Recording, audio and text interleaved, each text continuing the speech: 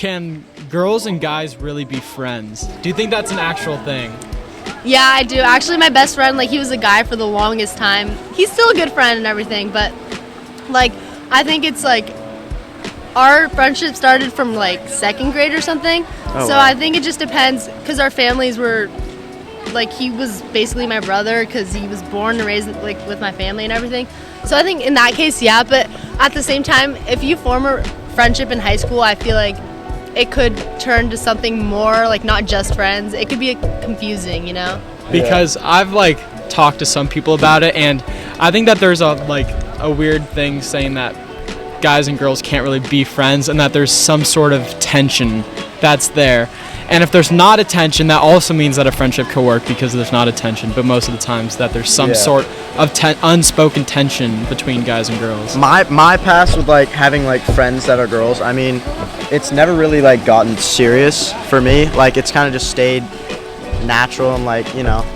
But, I mean, I could understand how some tension could be built up from a friendship like that. Depends how often you hang out with the person, really. Yeah, no, like, I have a couple, like, family friends that are, like, we're just, like, chill with, but we're not, like, we don't have any feelings or anything like that. We're just, like, been good friends for, like, 10 years or something like that. I feel like family friends is kind of its own category, though, because you're, like, raised with them since you were little, so it's more like, I don't know, like a brother, you know? Like, it's just a different relationship. I just feel like you don't go through that awkward stage of just meeting each other and going through those awkward questions if you grew up with them and they became your family friends and you kind of hang out with them every day. It's just different than meeting someone in middle school and then having a friendship throughout high school that could turn into something else.